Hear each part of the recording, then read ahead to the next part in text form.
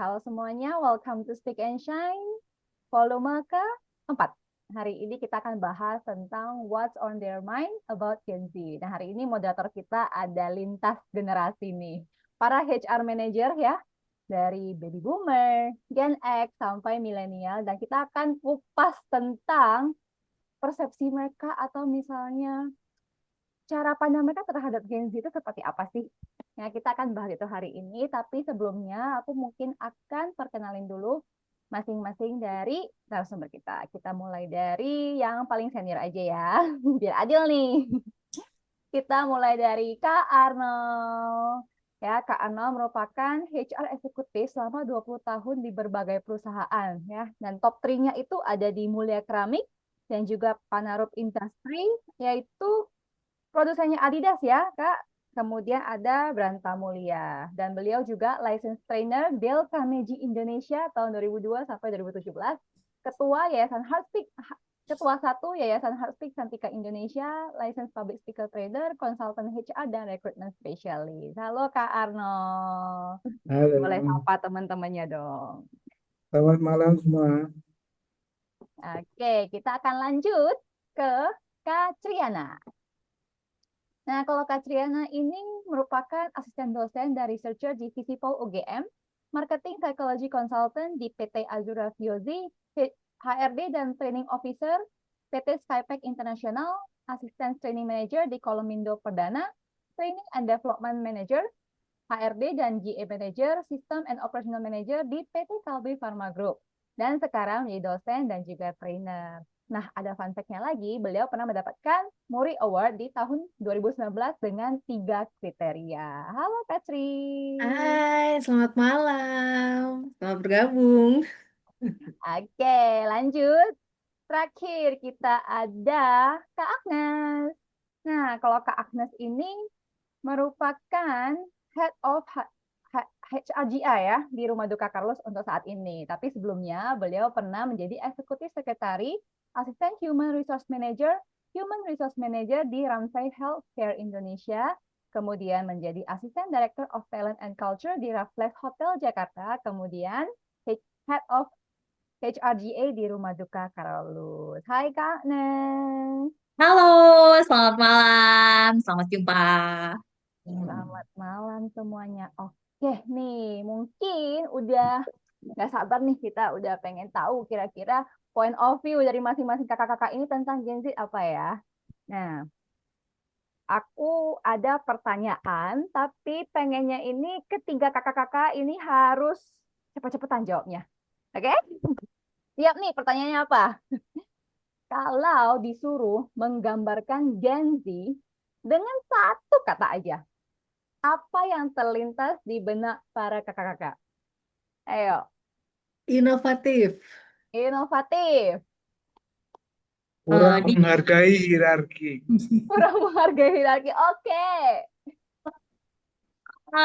digital ya, digital savvy. Terus Jadi Evi. kemana-mana bawa handphone. Oke. Ini mah bawanya tab handphone ya, bukan laptop ya. Iya. Oke.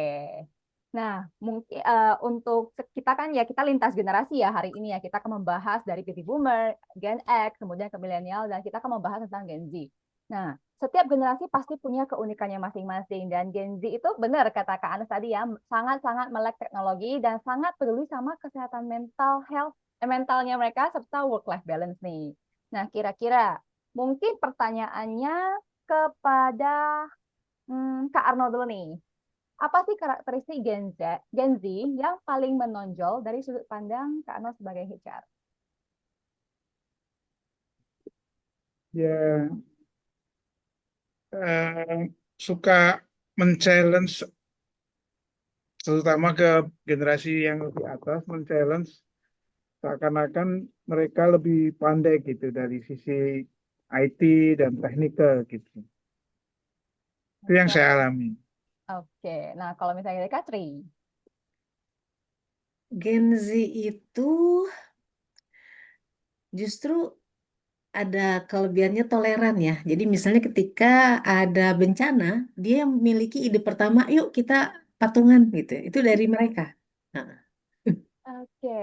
Kalau Kak Agnes nih, Oke, kalau dari saya tadi kalau nyambung ke digital shift tadi ya, Bisa jadi terus sekarang juga karena gue punya voucher dari ya, nah itu memang mereka Gen Z ini suka tantangan ya, jadi suka tantangan, terus nggak suka status quo, nggak suka yang sifatnya tuh statis, jadi selalu ingin mencari yang baru gitu loh. Jadi mau mau berani gitu ya, berani untuk berubah buat sesuatu yang baru di masa depan gitu. Makanya mereka apa ya, ya berarti untuk di digital itu berani coba gitu ya, berani mencoba sesuatu yang baru lah seperti itu. Oke, nah mungkin aku melanjutkan dari jawabannya Kak Agnes. Kira-kira pernah nggak sih karakteristik yang dari Gen Z itu menjadi sebuah tantangan di kantor? Oh iya pasti. Jadi contoh ya, misalnya nih, kita lagi misalnya mau interview gitu ya. Kebetulan karena saya di HRD, jadi kita kan pasti kan ada proses rekrutmen ya. Terus kita mau interview. Nah itu kelihatan tuh kalau misalnya mau interview, kita udah bilang besok, kita udah telepon sebelumnya, besok ada interview ya. Jadi tolong dipersiapkan dengan baik dan segala macam. Nah itu memang ketika datang interview, misalnya nih dari groomingnya ya, dari grooming, dari pada saat datang pertama kali kita lihat groomingnya, cara berpakaiannya, misalnya bajunya lebih ke kadang-kadang agak semi formal gitu ya, misalnya pakai sepatu cats gitu ya, atau pakai sneakers gitu, terus malah pernah ada yang interview pakai baju flanel kotak-kotak ya, walaupun sebenarnya jadi lebih casual ya seperti itu. Terus juga apa namanya, sepanjang sambil biasanya kan kalau sambil menunggu ya disuruh tunggu dulu ya gitu. Untuk giliran interview kita juga mau melihat gitu, apa namanya, dibandingkan mungkin nggak berinteraksi atau berkenalan dengan teman-teman yang lain, tapi justru asik dengan ya berinteraksi di gadget gitu ya, seperti itu. Terus kadang-kadang juga saya lihat nih, misalnya mereka baru apa namanya, eh, kadang bawa minum apa, sekarang kan modelnya bawa tumbler sendiri yang fancy, dan juga kadang-kadang bawa minuman-minuman yang sifatnya kayak boba, yang minuman-minuman cold brew seperti itu. Jadi sebenarnya ciri-ciri yang tampak di mata tuh bilang, wah ini emang Gen Z banget nih seperti itu. Kayak gitu bisa kita identifikasi lah kira-kira. Oke, nah kalau misalnya Kak Agnes sama Kak Tri bagaimana? Pengen menanggapi apa lagi nih? Kira-kira tentang karakteristik Gen Z yang menjadi tantangan di kantor. Oke, saya lanjutkan ya dari Kak Agnes. Kalau tadi kan penampilan mereka ketika interview gitu ya. Nah, ketika sesi interview ini yang heboh banget ya. Biasanya kita recruiter itu kan mengajukan pertanyaan kepada mereka gitu. Ini mereka nggak usah nunggu diberi kesempatan bertanya atau tidak, mereka udah langsung nanya gitu ya. Yang pertama, Bu, ada lembur nggak ya? Gitu. Berani. Gitu. Jadi kita kaget. Oh, Gajinya berapa, Ibu? iya. Karena mereka sangat menghargai work-life balance ya yang tadi ya. Iya, belum selesai interview udah nanya tadi ya, paketnya berapa Bu gitu. Jam kerja juga ya, Bu. Iya, terus ada well-being nggak gitu? Wah itu pertanyaannya mereka. Kayaknya zaman saya interview dulu kan kita nurut aja dan pekerjaan syukur gitu ya. Kak Tapi Arnold kalau lanjutkan. sekarang mereka bertanya. Oke, silakan Kak Arnold. Mereka juga tanya career path. Nanti habis ini Oh, jadi apa career gitu. path. Jadi concern terhadap kemajuan karir gitu. Ya. Oke, oke. Eh, Nah, kan masing-masing narasumber udah nyebutin ya tentang karakteristiknya Gen Z. Sekarang aku pengen show satu slide tentang masih karakteristik dari berbagai generasi menurut teori ya. Ini slide-nya dari Katri. Ya, aku buat share. Nah, kira-kira nih, setuju nggak ya kita untuk baby boomers ini nih dari tahun 1946 sampai 1964 ya, masih termasuk generasi baby boomer, itu kedisiplinannya sangat tinggi, komitmen terhadap pekerjaannya, dan juga mementingkan hierarki. Nah, gimana Kak Anor? Setuju? Setuju. Setuju, oke. Nah, Tadi saya udah ngomong, saya belum melihat slide ini, saya udah kalau Gen Z itu tidak terlalu menghargai hierarki. Oke, nah kalau untuk generasi X nih, 1965 sampai 1980, yaitu mereka mandiri dan fleksibel, work-life balance, dan pragmatis. Katri, bagaimana? Setuju? Iya banget. Iya banget. Nah, generasi milenial nih, kita Kak Agnes, 1981 sampai 1996. Jangan. Ditekan lagi, Mbak. Ya, kolaboratif, teknologi savvy juga, mencari pekerjaan yang memberikan makna dan dampak sosial.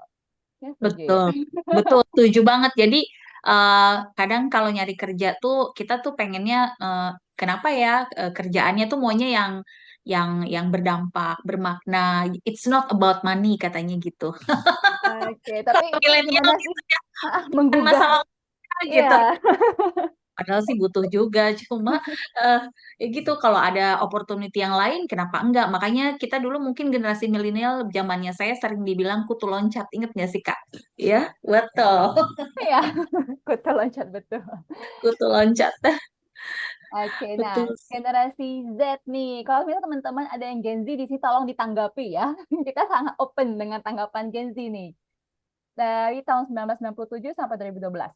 Inovatif, keterhubungan dengan digital, dan sangat peduli terhadap mental health-nya. Mana nih Gen Z suaranya? I think kalau mental health semuanya sangat peduli sih ya sebenarnya. Nggak hanya Gen Z. Coba kalau ada yang Gen Z silakan ditanggapi. Setuju atau tidak? Ini menurut teori ya, menurut para ahli, bukan menurut kita. Oke, kalau sudah aku close sharingnya. Nah, kita akan lanjutkan pembahasannya kita lagi. Nah, tadi kan kita sudah membahas tentang sifat-sifat atau karakteristik dari para Gen Z nih. Nah, mungkin kita akan mulai dari Katrin sekarang. Gimana sih para HR ya dari tiap generasi, nanti mungkin dari Katri ke Arnold, kemudian ke Agnes ya, menghadapi ya atau melihat perubahan nilai-nilai ini. Oke, perubahan nilai ya. Jadi karena memang beda generasi itu kan beda tantangan ya. Kalau Gen Z itu dia lahir ketika papa mama mereka itu kan sudah sejahtera. Satu keluarga anak cuma satu atau dua gitu ya. Jadi kalau di era saya itu masih banyak penderitaan. Jadi kalau makanan itu dibagi gitu ya dengan 6 bersaudara. Kalau sekarang kan cuma sendiri atau cuma dua. Sehingga ya mereka kalau makan, contoh ketika misalnya ada training ya, konsumsi udah dibagi nih. Tapi tetap aja ada yang ngambil jatah tetangga gitu loh. Itu yang terjadi gitu. Oh, karena mereka biasa mungkin makannya double gitu ya. Jadi ketika dijatah cuma satu pasang maksudnya itu tuh kurang gitu loh untuk snack contohnya. Nah, itu jadi saya lihat iya ya, tata krama harus diingatkan gitu untuk Gen Z ini gitu. Oke, ini ada Gen Z nih yang menanggapi nih. Keterhubungan Gitu kita ya. benar banget. Bahkan sekarang mulai ada yang concern soal app apa yang dipakai terus oke. Oh ya seperti apa namanya? Discord or something ya yang untuk ya misalnya dulu kayak kita cuma WhatsApp group ya. Saya pernah kerja di satu startup itu pakainya Discord. Ya anak-anak Gen Z sih semuanya dan tech savvy semua kan. Jadi saya tuh kayak oke, Discord nih untuk apa? Oke, thank you Katri. Boleh Karnel. Kalau saya menghadapi mereka, kadang-kadang saya nggak bisa nangkep apa yang mereka katakan karena terlalu cepat ngomongnya. Terlalu cepat dan memakai istilah-istilah yang disingkat-singkat gitu. Jadi ya itu aja obstacle-nya. Jadi saya minta tolong jelaskan lagi, jelaskan lagi. Oke, kalau seperti kita chat ke AI ya, please elaborate this. Ya betul. Oke, thank you Karna. Boleh Kak Nes, kira-kira apa? Ya, Bagaimana menanggapi ya perubahan nilai-nilai ini? iya, jadi perubahan nilai-nilai ini sebenarnya kan sesuatu yang unik ya. Kalau kalau saya sih dari gen milenial melihatnya itu suatu kekayaan ya. Jadi keunikan-keunikan itu. Jadi kalau saya mungkin lebih pengen merangkul ya, merangkul apa namanya perubahan nilai-nilai tersebut. Dan kemudian kita biasanya pakai tekniknya tuh teknik pace leading ya. Jadi kita berusaha untuk masuk ke dunianya teman-teman Gen Z, apa sih yang lagi hype sama mereka. Nah, kemudian di situ kita bisa ngeblend, bisa juga memasukkan apa namanya values yang mau kita ini juga ya, mau kita share juga sama mereka. Kemudian kita ajak mereka, kita rangkul mereka, jadi baru kita angkat gitu ya. Jadi itu sebenarnya kalau yang dari milenial ya, dan teman-teman saya juga begitu. Jadi kadang mereka misalnya contohnya nih lagi suka sama apa namanya sekarang kan ada tuh K-pop bukan apa ya K-pop Demon di Netflix gitu ya, Oke. segala macam. Wah, nah itu jadi apaan sih tuh kayak gitu? Oke, kita nonton aja dulu ya kan, kita lihat dulu. Jadi sebenarnya betul kata Kakak Arnold, kita sebagai generasi yang belajar dulu nih ceritanya, belajar mempelajari, menyelam, paste ke mereka, baru kemudian kita bisa lead mereka untuk bisa apa namanya jalan bareng, bisa untuk sukses bareng gitu. Oke. Nah, dari jawabannya Kak, terus aku kepikiran lagi. Nah, dari ini kan kita ya mencari cara gimana supaya kita bisa merangkul mereka dan segala macam. Nah, dari perbedaan nilai ini, menurut kakak-kakak semua nih, dari Kak Arnold, Kak Tri, namanya sudah diganti. Bagaimana sih perbedaan nilai ini? Apakah menghambat atau justru mendorong inovasi di tempat kerja? Boleh, siapa Hmm. aja dulu nih pengen jawab. Karena lagi deh. Karena dulu. Mendorong apa? Mendorong apa? Nah, perbedaan nilai tadi nih, apakah Ah, menghambat atau justru mendorong inovasi di tempat kerja? oh, mendorong inovasi. Kita harus maklum bahwa tadi Kak Tri sudah katakan bahwa beda generasinya. Jadi kita harus lebih bijak. Wah, ini pasti generasi berikutnya itu menurut saya pasti lebih pintar, ya. Pasti lebih pintar dalam berbagai hal. Jadi kita harus kasih kesempatan, kasih ruang, mendorong supaya mereka bisa berinovasi.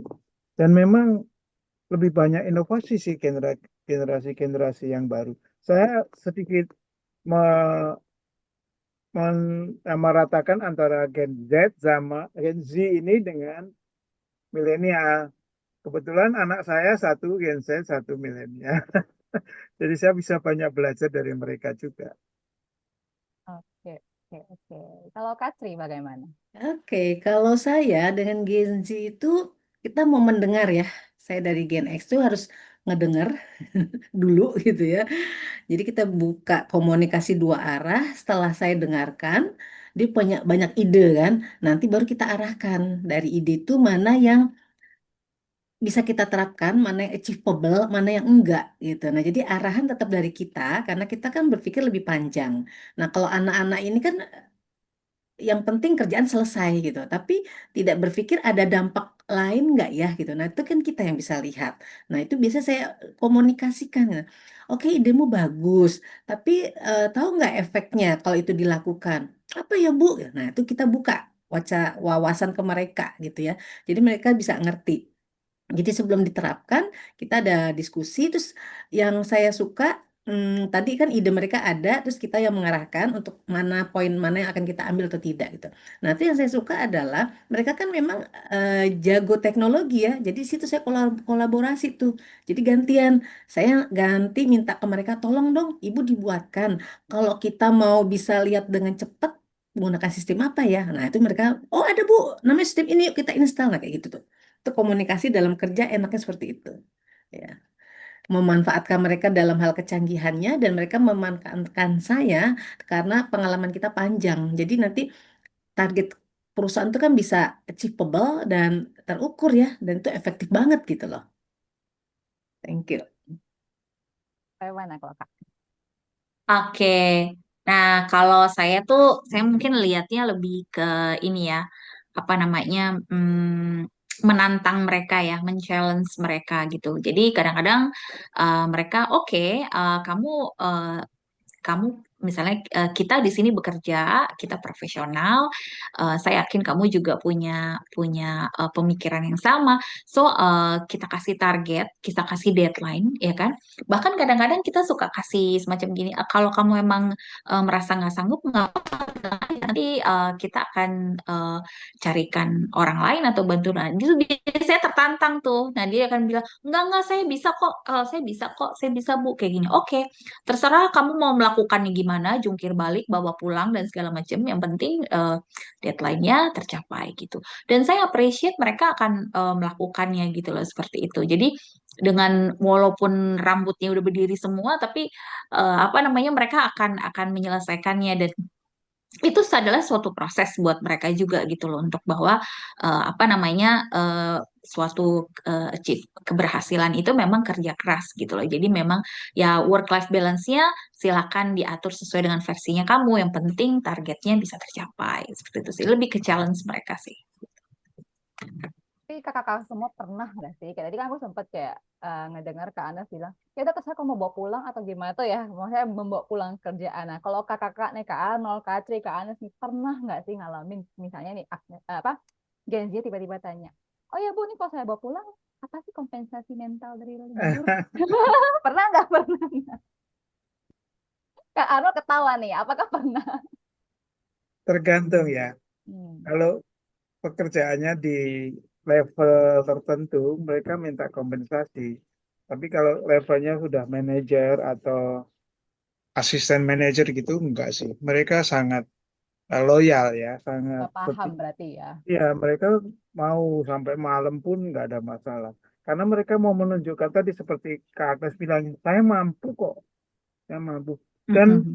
dan memang kecenderungannya itu mereka work smart, bukan work hard ya. Karena Ya. mereka pinter, jadi mereka berusaha secepat mungkin dikerjain, sebetulnya banyak nganggurnya gitu loh. Nah itu sebetulnya dari perspektif perusahaan juga tepat juga. Wah, kayak pantai gitu. Tapi ya oke lah, itu lifestyle mereka begitu. Oke, Kak Tri pernah nggak ngalamin? Iya. Ya, kalau pengalaman saya, proses seperti apa kita bebaskan, ya kan? Karena kan masing-masing sudah punya activity plan. Udah kita kunci di awal, gitu ya. Jadi tahun ini target utamamu ada 8 tugas misalnya, tapi yang prioritas itu 3. Nah, 3 ini nggak boleh sampai telat, gitu. Nah, yang lainnya silakan dikreasi. Ingat ya, yang 3 ini prioritas. Yang penting target tercapai, jadi dia mau pulang cepet, teng, 4:30, that's okay, nggak apa-apa, gitu loh. Nggak harus pulang jam 7 malam gitu, nggak usah gitu ya. Jadi itu mereka sama seperti tadi Kak Arnold bilang, mereka bisa yang ngatur waktu gitu, jadi nggak perlu lembur tapi ya selesai ya. Dan yang penting kita kunci tadi yang tadi Kak Agnes bilang, ada apa, kesepakatan bersama ya dalam hal target itu Kak. Iya, betul. Jadi kalau misalnya di Gens itu mereka tuh seneng kalau diperlakukan seperti dipercaya. Mereka di apa namanya seperti diberikan trust gitu loh bahwa oh oke nih oke oke kamu kita bikin deal, saya percaya kamu bisa menyelesaikan seperti itu. Nanti ketika dia jadi dia sudah tahu nih kita sudah bilang dari awal kalau tidak tercapai seperti apa, kalau tercapai seperti apa. Nah, kayak gitu. Jadi memang itu Eh, dan mereka happy ya di treat seperti itu karena jadi tidak seperti memperlakukan anak kecil gitu ya, tidak top down atau apa, tapi lebih ke apa namanya oh Respect lah kita ya. ngasih offer gitu Ya. ya gitu. Oke, oke. Iya, saya juga pernah dapet staff ya, maksudnya Gen Z juga. Jadi kayak mereka tuh suka banget ya kalau misalnya kita talk heart to heart sama mereka gitu ya, Kak. Setuju nggak sih? Mm-mm. Ya, Iya, iya. kalau misalnya kita itu bisa nyentuh, misalnya sentuh titik lemah atau titik ini yang mereka tuh mereka benar-benar respect banget sama kita. Ya, Setuju, kalau setuju. misalnya kita nggak bisa mendapatkan hal itu, ya mereka akan menjadi orang yang sangat-sangat istilahnya membangkang gitu ya untuk kayak enggak gue nggak suka gitu. Tapi kalau misalnya kita bener bisa nge-touch mereka, itu bisa sentuh mereka, tuh mereka akan bener-bener kayak apa, oh Bu kamu itu mentor aku banget Bu, itu kamu itu kayak gitu banget gitu, sampai bener-bener tuh admire kita sampai segitunya ya.